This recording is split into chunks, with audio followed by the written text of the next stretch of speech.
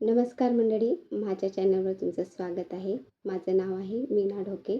मी तुम्हाला माझ्याबद्दल थोडीशी माहिती सांगणार आहे. मला 7 वर्षाचा मुलगा आहे आणि माझी छोटीशी फॅमिली आहे. माझे मिस्टर गाडी चालवतात, ड्रायव्हर आहेत आणि आम्ही पुण्यामध्ये राहतो. आमचं प्रॉपर गाव अमरावतीमध्ये आहे. तर चला मी आज तुम्हाला माझ्या आयुष्याबद्दल एक खरं सांगणार आहे.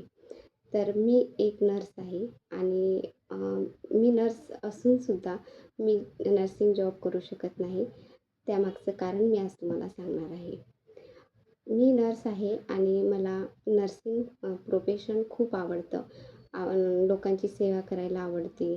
अ, रुग्णांची सेवा करायला मला आवडते.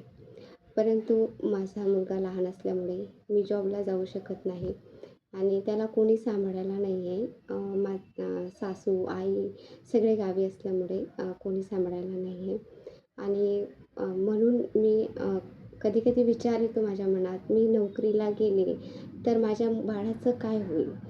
कारण माझ्या बाळाचं काय होईल हा सारखा मला रोज प्रश्न पडतो.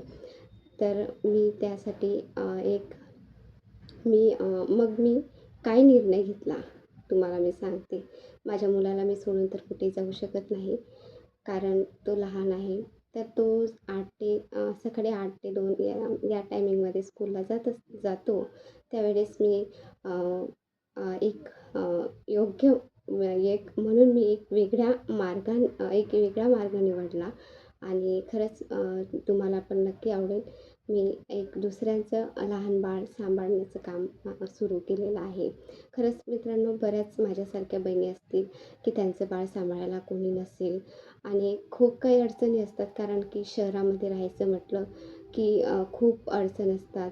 मुलांचं शिक्षण करायचं आणि ड्रायव्हर लोकांना तुम्हाला माहिती आहे 18 ते 20 पेमेंट असतो.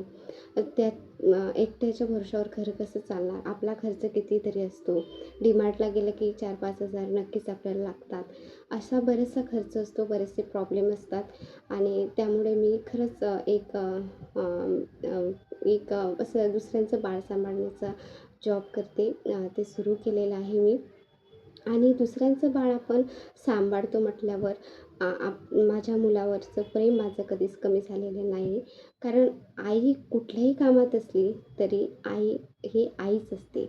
आणि मित्रांनो, तुम्हाला माहिती आहे की ती आईसारखं कोणीच या जगामध्ये नाही. एक आई आपल्या लेकरासाठी काहीही करू शकते. तसंच त्यापैकी तुम्हीसुद्धा असाल, की काही तुम्हाला प्रॉब्लेम असतील, परंतु खरंच आपण सपोर्ट एकमेकांना केला पाहिजे. कारण की भरपूर अडचणी असतात, भरपूर प्रॉब्लेम असतात. तर मी याचसाठी आज व्हिडिओ बनवत आहे, की माझ्या बहिणींना माझी मदत व्हावी. ज्या संकटातून मी जात असताना मला खरंच आनंद होत आहे, की तुम्ही यूट्यूब फॅमिली नाही तर माझ्या फॅमिली मेंबर म्हणून मी आज तुमच्यासोबत या सर्व गोष्टी शेअर करण्यासाठी मी आज ठरवलं, की मी आज एक ब्लॉग करणार आणि आजपासून मी खरंच सुरू करणार आहे एक ब्लॉग.